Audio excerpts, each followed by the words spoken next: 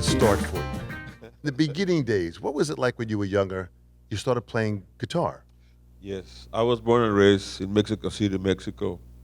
My parents come from Honduras, Central America, and we belong to an ethnic group called Garifuna. And the word Garifuna means Black Caribbean. The Black Caribs were, in a sense, it's a combination of slaves from West Africa that came to American continent.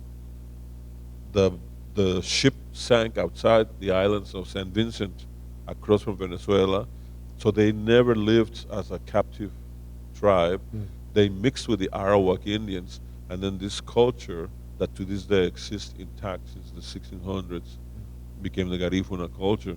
So my parents belong to this group of people, and they speak this language and play this music, and I did not learn about this until I was around 9 years old when I woke up one night to drink some water, and I caught my parents talking with a cousin that had come from Honduras, and they were speaking in this different language.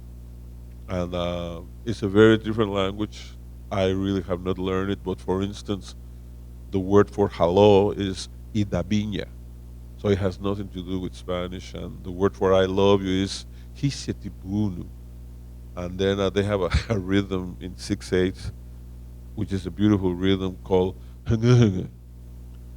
So when I heard my parents say hunga hunga, I knew it wasn't Spanish. And so my father was a guitarist, singer, songwriter, actor that moved to Mexico in the 1920s, and he was a founding member of the Actors Association and all the different guilds, Musicians Association, Composers Association, and Film Workers Association. Amazing, wow. So he was an integral part of the music and entertainment industry in Mexico since the 1920s. So we grew up in a very artistic family, and to make a long story short, by the time I was 10, my brother became the most important rock and roll singer in Mexico.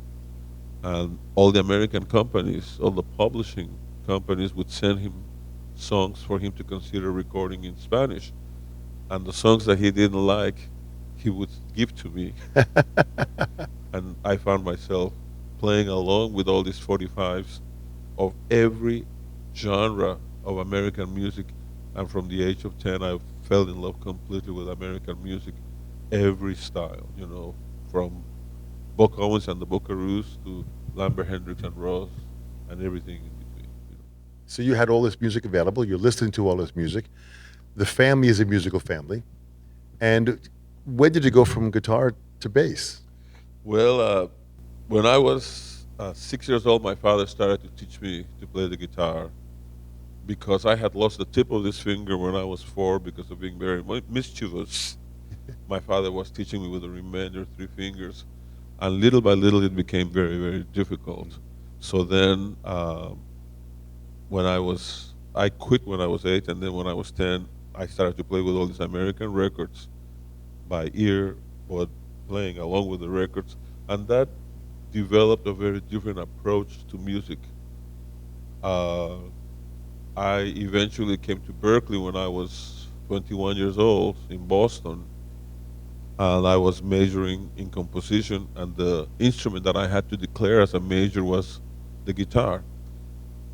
Then, 2 years later, one of the teachers suggested that I try the electric bass, and my life changed forever.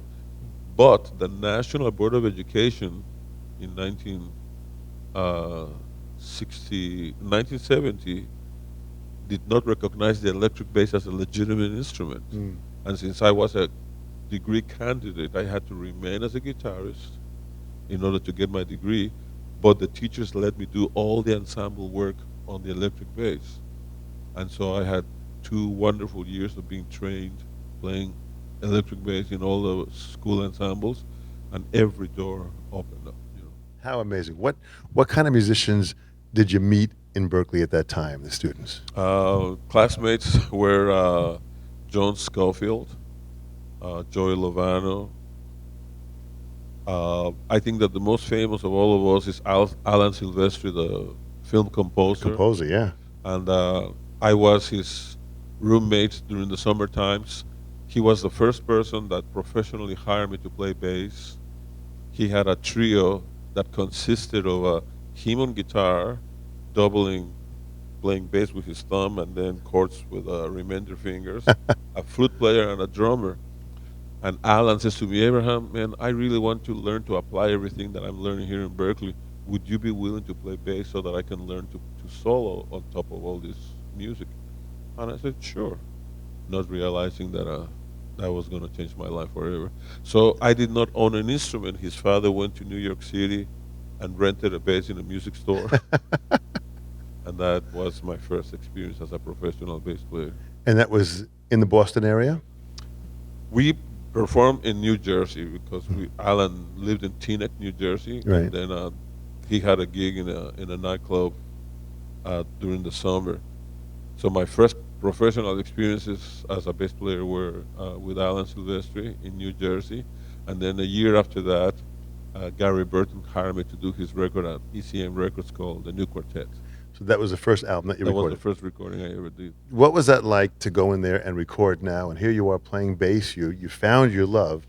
What was it like recording that first album? I mean, with the Oh, my guitar teacher was Mick Goodrick, and he was the guitarist in that quartet. So I was in heaven playing with people that I love, music that I love, and I was really impressed that somehow Gary liked my approach, and he Mm. says, I want you to be in my band. And the drummer was Harry Blazer, and Harry was a very unique drummer, and he very much wanted to learn about groove and feel from me. So we would sit down in the basement in my house in Boston and listen to the meters and try absolutely. to imitate them. So we developed a very special relationship. How beautiful. And the meters with Zigaboo Modellist Yeah. on drums, and what a great feel they had Oh man. in that kind of music. So I mean, you really have an incredible rhythmic and melodic balance that is really unique for a bass player. You really Thank understand you. that bigger picture. So where was your next? What was the next professional career move for you? Well, a few weeks after recording with Gary Burton, I recorded with a famous rock and roll singer at the time named Andy Pratt. And ironically, the name of the album was Avenging Annie, and that became Jeff Porcaro's favorite record in the world, not Yeah. realizing that, 15 years later, I was going to be recording with him. Boy, Jeff was a special soul. I had a chance of meeting Jeff in 1976. When we got together at his house, we were talking and we were just listening to some music. Your name came up about 50 times in that first meeting. He was such a fan of yours, and he loved he always said what you presented with the instrument totally encompassed every other musician to go down a path of fun and art together. That's huge. It's, That's huge. I did not know, but he and I, uh, it was all about the music. Yeah, yeah. And one of the things that I'm glad that this interview is taking place is that we have as musicians the responsibility of letting the music win. If people listening to us play remember the music, then we have done a good job. And Jeff and I, we're always just listening to the songs, listening to the groove, and enjoying the music as opposed to, oh, let me do something special that I do, or let me insert this thing in this. Right, We right, never use the music as an excuse to be known for ourselves, but right. always serving the music and letting the music win. That's the line that Jeff always said: to be servants of the music. Yes. What was it? I mean, Jeff died at the age of 38 in 1992, and we're still saddened by that because he was such a wonderful soul and played great music. What was it like playing with Jeff in those days? What was it like to experience the legend of Jeff? It was the best way to say it. He had an innate ability to make every beat feel huge, Well, so that per beat, one, two, three, four, you felt like you had all the room in the world to just place the notes anywhere and that it was going to be absolutely delicious, you know. Yeah. And so since then, I've been telling drummers that unfortunately drummers have a little bit more responsibility, because if they make the music feel good, then everybody else's mistakes feel good. But if they don't have a good feel, then everybody else's virtuosity doesn't work. Yeah. So thank you for being good drummers. Absolutely. What was it with you have got such an incredible wide variety of artists that you perform with? Is there anyone that stands out that was different or unique that maybe you learned something from that you didn't have or Well, what you said earlier about what motivates you is the fact that you just want to never stop learning. And one thing that I was able to apply when the doors opened in Los Angeles to become a studio musician full time is that at the end of every day, I really would take it very serious to go home and reflect on what had happened that day musically, so that I could learn from it, and then the next day incorporate it into the next thing that I was going to be asked to do. You right? know, so I found it an immense privilege to be a musician. To play complicated music was scary for me, because there were a lot of notes, and every note was an opportunity to make a mistake. And eventually, my reputation became that I could play complicated music. But then, when I'm asked to play very simple music that has boom, boom, boom, boom, boom, boom, people say, Abraham, why are you doing that? I said, because I'm learning to do the boom, boom, boom with the same heart and attitude and commitment that I play.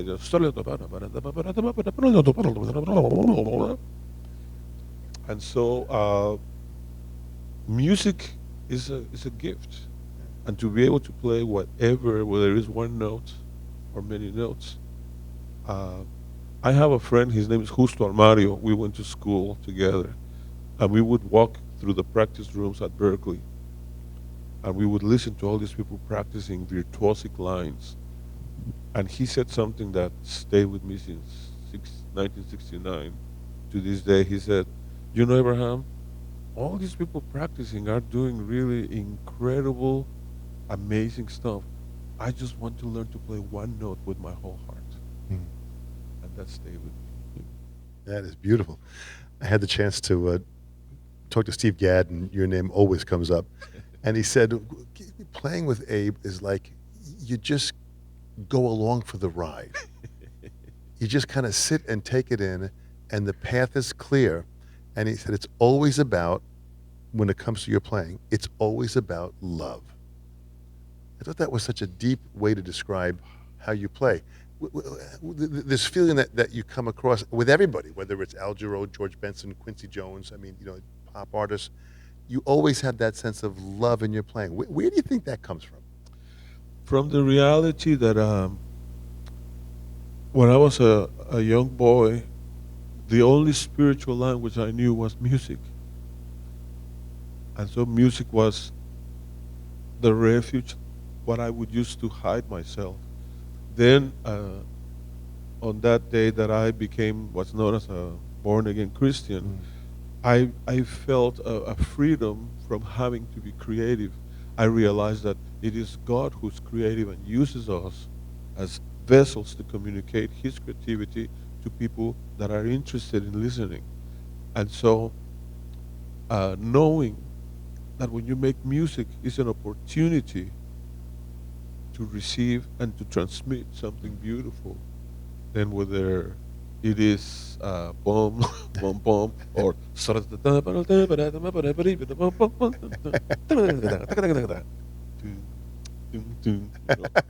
it's there's a way of just investing yourself and caring about every beat. You know, Steve Gadd said something very important. He says normally per beat, per bar, the drummer has the most attacks, especially in pop music, Right. of all the other musicians in the rhythm section.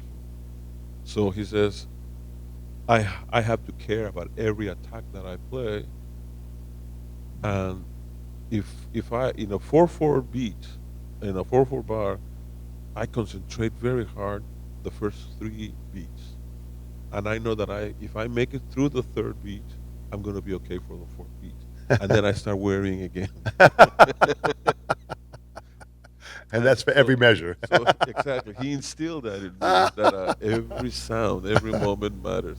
And he says, I would if I go to the third beat and I'm still okay, then I relax and then I start worrying again on the downbeat or the next bar. You know. Did you study with a teacher? Were there ever teachers in your life that made a difference, that shifted your playing? Were there moments? Were there books that you went through at all that opened up your mind? Well, for instance, because Gary Burton was the first person that opened himself completely to me, he had this amazing habit and ability.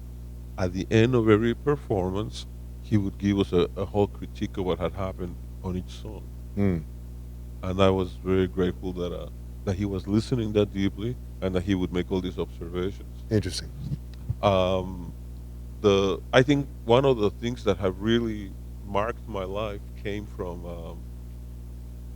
Major Hawley, who was one of my teachers at Berkeley. He says, Abraham, the bass is the house where all the musicians find refuge. And if you forget to function as a bass player, you're leaving all the musicians homeless. Yeah. Now, Major Holly, I believe Major Holly played with Louis Armstrong. I With- think so. Yeah, He back in was the one early of the he and all or what's his name Slim Stewart. Slim Stewart. Yeah, yeah, yeah. They were all part of the same school of playing with the bow and humming while Right, soloing with the right. bow. You know. So yeah. Boy, and that sound, that singing while they were playing kind of went back into, I mean, George Benson does that so well in what he does from his West Absolutely. Montgomery roots of what he has. So it's interesting how this is all interrelated. Yeah. Well, that's powerful. Tell me about your boys. I mean, you have got some talent in your family that has got to be bottled somehow because it's just an abundance of it. Well, I'll go back to the beginning. I have two boys, 8 years apart.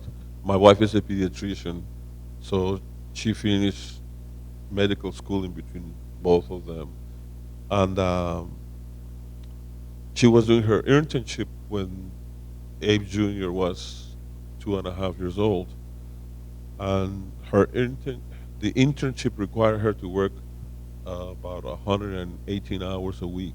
Wow. So I stopped touring during those 2 years so that I would be full time in charge of Abe Jr. so that he would not feel abandoned by both of us. Wow. And those 2 years created a very special bond between father and son because very few fathers can spend full time with their 2.5-year-old. Mm. And so the time that we spent together, musically, humanly, uh, shaped both of us. And and then 8 years later, his brother Mateo was born, and he's a producer. He graduated from Berkeley with a degree on MP&E, music production and engineering. And my wife, in a very beautiful way, says to me, the fact that both boys chose music means that you never used music to hurt them, What a great way of saying it. Wow. and that just blows me away. And so Berkeley gave us a special award that they created for the three of us because all three of us graduated from Berkeley, Yeah. and they called us the first family of Berkeley, and they gave us this award, a plaque that says. And so there is a special bond between the three of us. We love music with all of our hearts, and every time we have an opportunity to make music as professionals for anybody, I keep hearing this consistent comment that it is a joy to be with your son. Wow. So thank How great. And Abe Jr., aside from playing drums great with Paul McCartney for many, many years, he sings great. Where'd that come from? He sings great. Well, those are his mother's genes. she uh, she's classically trained, and when she was in high school in Boston, she won uh, the best contralto singer of all of New England, Wow. and so the children have been from a very early age exposed to every genre and every style of music Hmm. in a way that they know what's enjoyable about everything. And Yeah. as opinionated as they are both, it's just, oh, no, I hate this, I don't like this, I don't know. They have been exposed to it and they understand it. They understand it, yeah. Yeah, Powerful. Very, very powerful. Were there any times in your life that, we have challenges in the music industry? It's a tough industry, as any industry is tough. absolutely. But because we're so passionate with it and because we love it, we stay with it. Were there any times in your career that you really kind of had really difficult times that were tough musically to continue? Yeah, the transition of using synthesizers to replace musicians was Mm. very difficult for me. Wow. Um, there was a time in which, for about maybe 6 months in a row, the telephone did not ring, Wow. and everybody was using synthesizers to do the bass parts, and uh, and that was very difficult for me because I did not play synthesizer, and so eventually, about 6 months later, finally somebody says, Abraham, do you mind replacing the synthesizer? Yeah, you know. And then other people would say, we want you to play along with the synthesizer. And they started to call me. One time, I was very depressed, and I got together with this producer, and I said to him, "Man, what can I do to reinvent myself to get work?" And we went out and took a walk, and we were talking about how difficult it had become. And he says, "Yes, none of us need bass players anymore." But he says, "The only thing I can tell you is if all of us producers are trying to emulate the sound of the bass that was used for the song Just Once by Quincy Jones, James Quincy. Ingram, Yeah. And he says, if you can learn to do that, maybe the word will get out and people will start using you more. Hmm. And so I left and I went home, and secretly I was laughing because that was me.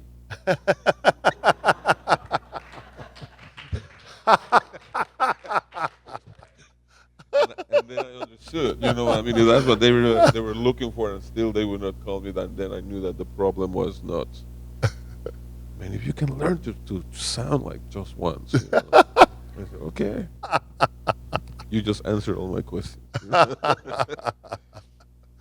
We have a room here of musicians, and the purpose of the session's video legend series, as we do this, is for young generations and future generations to be able to understand, to step into the world that you have given us musically and spiritually.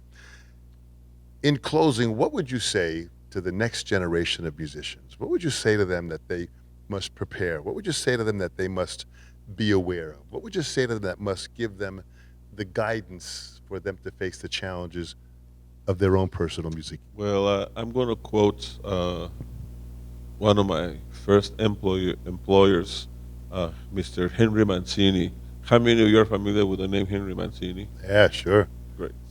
Pink Panther. Da-don't, da-don't. He says to me, Abraham, it is 1% luck, 99% being prepared. In this business, without that 1%, nothing happens. But if you get the 1% luck and you are not prepared, that's tragic. And it's very irresponsible. And that's something that I want to tell you guys.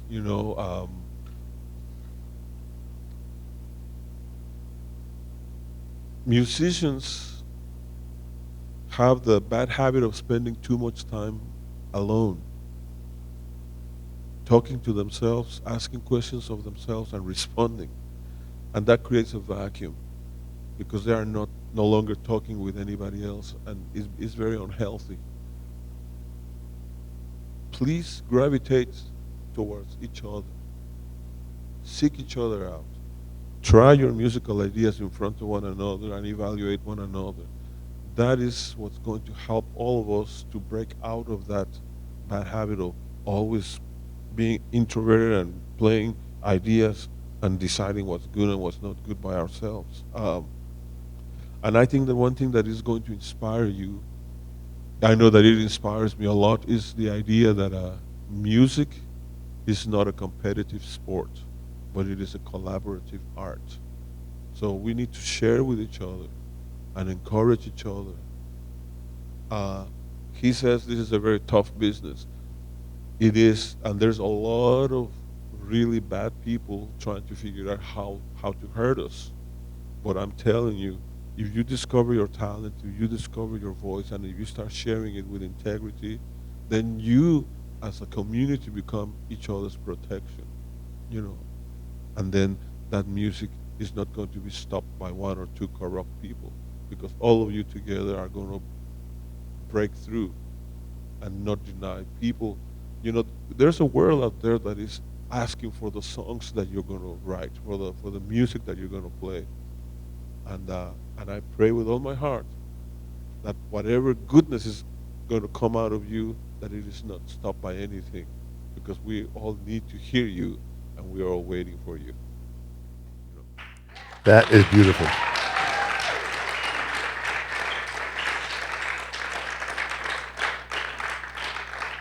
Beautiful. To be each other's protector. That's absolutely beautiful. Well, that's amazing. You know, we could spend many, many hours of your time to go over this here. And I want this young generation to understand that what you have before you is greatness at many levels. Not only in the art of playing bass, not only in the art of the music industry, but in the art of humanity.